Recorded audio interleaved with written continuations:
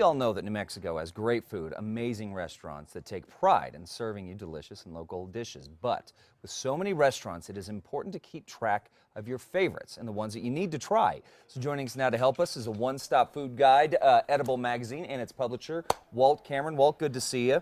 Nice So to for those that are unfamiliar with Edible Magazine, tell us a little bit more about it.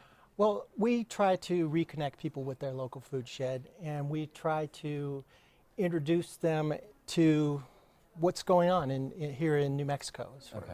So the term local food shed, what exactly does that mean for folks that might not be familiar with that? What it means is that we do this by telling the stories of our local farmers, our local producers, and our local chefs who are out here cooking and doing amazing things here. Yeah.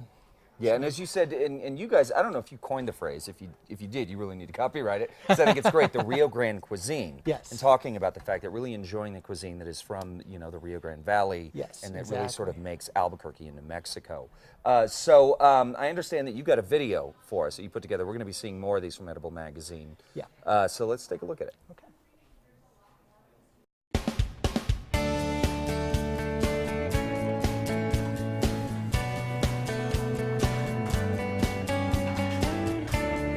Many restaurants claim a farm-to-table ethic, but rarely do you actually find an organic farm in full production only a couple hundred yards from the restaurant tables.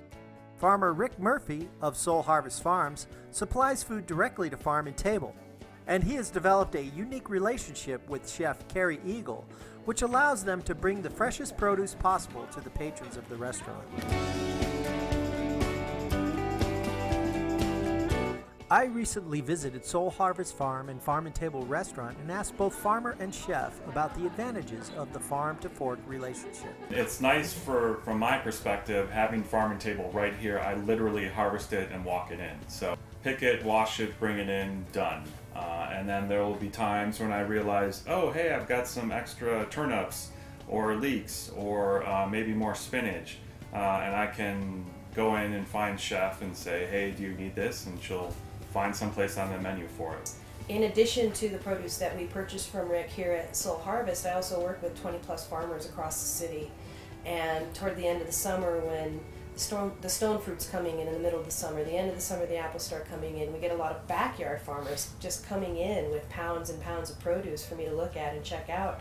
And so getting on top of a legitimate inventory and ordering system, rotating things in without having any waste, staying on top of the bounty when it's here and the season's on by dehydrating and canning and stewing and all those things, really rocked me back on my heels when I first started, because we deal with so many different farmers throughout the city.